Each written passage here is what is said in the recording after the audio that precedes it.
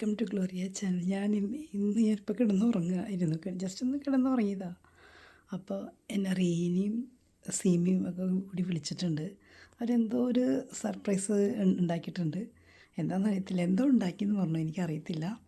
എന്തായാലും ഞാൻ അവരുടെ അടുത്തേക്കൊന്ന് പോയി നോക്കാം, കാണാമേ. പുറത്താണെങ്കിൽ നല്ല വെയിലാണ്, പുറത്ത് നല്ല വെയിലാണ്.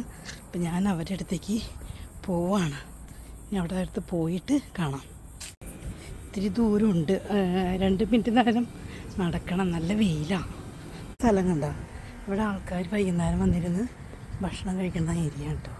ഇത്ര വെയിലത്ത് വന്നിരുന്നു. ഒരു 3 മണി 4 മണിയൊക്കെ ആകുമ്പോഴേക്കും ഭക്ഷണം കഴിക്കൽ തുടങ്ങും.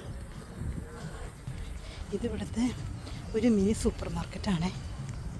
നമ്മുടെ നാട്ടിലെ ഒരു വഴികളൊക്കെ തോന്നും ഇതിലേക്ക് നടക്കുമ്പോൾ. അതെ, നാട്ടിലെ അരി വറ്റിച്ചതാണ് കേട്ടോ അവളുടെ സ്പെഷ്യൽ. ഇത് ഉണ്ടാക്കിയേക്കുന്ന ആളാണ് ദേ റീനക്കുട്ടി. തിരിഞ്ഞടി ആയ്, അവളാണ് ഇത് ഉണ്ടാക്കിയേണ്ട.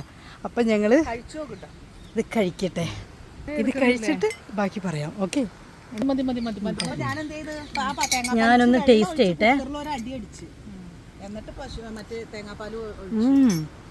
തേങ്ങാപ്പാൽ വെച്ചുണ്ടാക്കിയതാ, അടിപൊളി, സൂപ്പറായിട്ട്. അപ്പോൾ thank you for watching my channel. അതെ, എല്ലാവരും കാണുന്നുണ്ട്, ഒന്ന് സബ്സ്ക്രൈബ് ചെയ്യുന്നേ. ബൈ.